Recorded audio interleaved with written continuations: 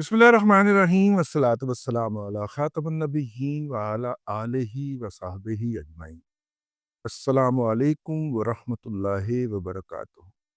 कल पूरी दुनिया के अंदर स्टॉक मार्केट क्रैश हुई, बल्कि अंग्रेजी का मुहावरा है ब्लड बाथ हुआ, या अगर आप ये कहें कश्तो खून हुआ उर्दू में अगर उसका तर्जुमा किया जाए, पुश्तों के पुश्ते लग गए।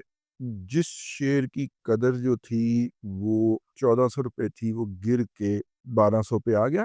देखिए, ये शेर का जो बुनियादी फिलॉसफी है उसको ये समझना चाहिए कि एक दिन के अंदर एक शेयर अपनी उस वक्त की मार्केट वैल्यू का 5% बढ़ सकता है या 5% कम हो सकता है। अगर वो 5% बढ़ जाए और 5% पे आके वो कैप हो जाता है, यानी कि उससे आगे नहीं बढ़ सकता, उसमें ट्रेडिंग रुक जाएगी। और अगर पूरी मार्केट में ये हो रहा हो मेजॉरिटी शेयर्स के साथ, तो मार्केट भी 1 घंटे के लिए बंद की जाती है। कहते हैं इसको कूल डाउन किया जाए। ट्रंप साहब ने दुनिया भर के ऊपर जो लगाई थी टैरिफ की पाबंदियां, उसके बाद पीर का दिन पहला दिन था। अच्छा देखिए, जिस वक्त मैं ये व्लॉग कर रहा हूँ उस वक्त अमेरिका के अंदर सुबह हो रही है, क्योंकि अमेरिका पाकिस्तान से 8 घंटे पीछे, 8 या 9 घंटे। अमेरिका की मार्केट जुमे के रोज जारी थी जब ट्रंप साहब ने ये वाली अनाउंसमेंट कर दी। ट्रंप साहब की इस अनाउंसमेंट के बाद वहां पे जो रद्द अमल आना था वो आ गया। अब मार्केट की इससे शुरू होती है, सबसे पहले न्यूजीलैंड में शुरू होती है, न्यूजीलैंड के बाद ऑस्ट्रेलिया, ऑस्ट्रेलिया के बाद सिंगापुर, हांगकांग, उसके बाद फिर पाकिस्तान, सऊदी अरेबिया और यूएई। यानी जैसे जैसे सूरज चलता जाता है और वहां पे सुबह होती जाती है, तो वहां पे मार्केट दिन के अंदर इसकी ट्रेड होनी होती है ना। फिर उसके बाद यूरोप, और यूरोप के बाद सबसे आखिर में अमेरिका। तो बाकी दुनिया की मार्केटें ट्रेड होके बंद हो चुकी थी जब ट्रंप साहब ने ये वाली चवल मारी। अमेरिका की मार्केट में उसी दिन रद्द-ए-अमल आ गया था, रिस्पॉन्स आ गया था, वो गिर गई थी जुमे के रोज ही। लेकिन ट्रंप इस मार्केट का रद्द-ए-अमल बाकी जगहों के ऊपर पीर को आया। तो मैं सिर्फ आपको बताना चाहता हूँ कि कहाँ-कहाँ पे कल मार्केट से कितनी गिरी थी। वो एक टेबल किसी ने मुझे भिजवाया था और वो घूमता फिर रहा है। सबसे ज़्यादा गिरी है जी हांगकांग की मार्केट, हैंग सेंग कहते हैं उसको, 13.6%। उसके बाद ताइवान की मार्केट 9.6%, फिर जापान की मार्केट 9.5%, इटली की 8.4%, सिंगापुर की 8%, स्वीडन की 7%, चाइना की 7%, स्विट्ज़रलैंड की 7%, जर्मनी की 6.8%, स्पेन की 6.4%, नीदरलैंड की 6.2%, ऑस्ट्रेलिया की 6.2%, फ्रांस की 6.1%, पाकिस्तान की 5.29%, यूके की बरतानिया की 5.2%, मलेशिया की 4.5%, फिलिपाइन की 4.3%, भारत की 4.1%, रूस की 3.8%, सऊदीया की 3.3% और तुर्की की 2.8%। ये थी मार्केट्स की गिरावट पीर के रोज ट्रंप साहब के उस हमाकत के नतीजे में जो उन्होंने टैरिफ की शक्ल के अंदर दुनिया के ऊपर लगाई, इम्पोज की, दुनिया के मुंह के ऊपर थोप दी, और उनका ख्याल है कि वो बिल्कुल बेहतर कर रहे हैं।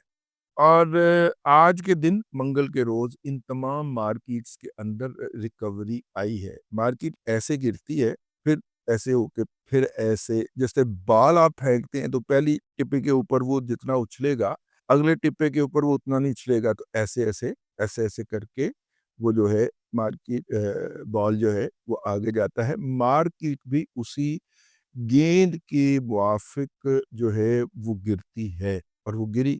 और जब एक टप्पा खा के उसने उभरना था, वो आज उभरी है।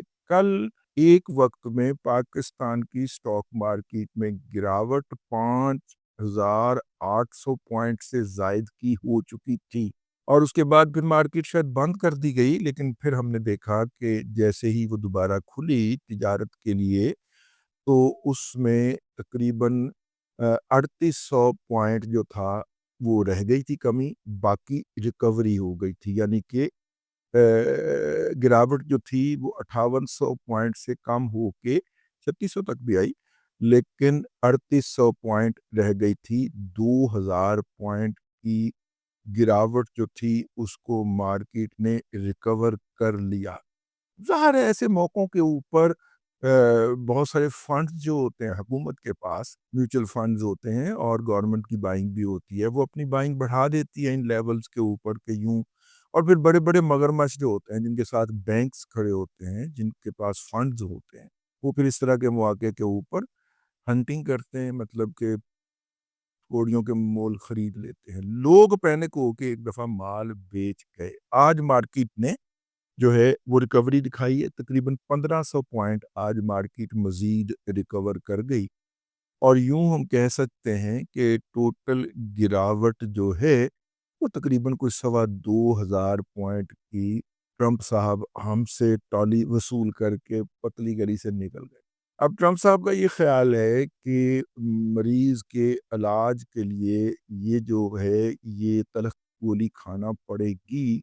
जबकि ख़ाकसार का ये ख़्याल है कि ये ट्रंप साहब जो हैं ये उस हकीम के माफ़िक हैं जिसके पास मरीज़ लेके गए कि इसको मलेरिया था और मलेरिया बिगड़ के टाइफाइड हो गया है, तो आप इसका इलाज करें। तो हकीम साहब ने उसको मैदा साफ़ करने के लिए जलाब पिला दिया, यानी कि जवाल घोटा भी कहते हैं उसको, हम पंजाबी में उसको जलाब कहते हैं, जलाब खिला दिया। तो जब वो मतलब कि वॉशरूम जा के उस बंदे का बेड़ा गर्क हो गया, तो उन्होंने जाके हकीम साहब से कहा कि भैन उहदा कुछ फड़ो, ਉਹਦਾ कोई इलाज करो, तुसी तो ਉਹਦਾ हालत उसकी बिल्कुल ख़राब कर दी है। तो उन्होंने कहा कि ये बुनियादी तौर पे रिकवरी तब होगी जब इसका मैदा साफ़ हो जाएगा। वो मैदा साफ़ क्या होना था, शाम तक मरीज़ फ़ारिग हो गया, कफ़न-दफ़न का इंतज़ाम करना पड़ गया। तो ये ट्रंप साहब उस नीम हकीम के मुआफ़िक जो हैं, वो ये हरकतें करते हुए पाए जा रहे हैं। वो क्या है जी, विनफ्रे, ओपरा विनफ्रे एक ख़ातून हैं जिन्होंने आज से 38 साल कबल जनाब डोनाल्ड जे ट्रंप साहब का इंटरव्यू किया था और डोनाल्ड जे ट्रंप साहब ने जो अहमकाना गुफ्तगू फरमाई थी, उस वक़्त किसी ने उसकी तरफ ध्यान नहीं दिया। आज वो अपनी उस आलमाना गुफ्तगू को अमली सूरत पहनाते हुए नज़र आ रहे हैं। कुछ लोगों का ख़्याल है कि अमेरिका जो है उसका एक सुपर पावर के तौर पे या दुनिया के वाहिद हुक्मरान के तौर पे दिन गिने गए और उसका देहांत हो गया। मेरा ख़्याल ये है कि ईरान के ख़िलाफ़ अमेरिका की जो मुमकिना बिल्डअप है, उसको देख लिया जाए थोड़े दिनों के लिए। देखिए, अमेरिका हर जंग के बाद नए रिसोर्सेज़ अपने अंदर गड़ाप करता है। कुवैत पे हमला किया इराक ने, उन्होंने उनको आज़ादी दिलवाई और उनके तमाम रिसोर्सेज़ आइंदा 35 साल के लिए गड़ा पका ली, ठीक है?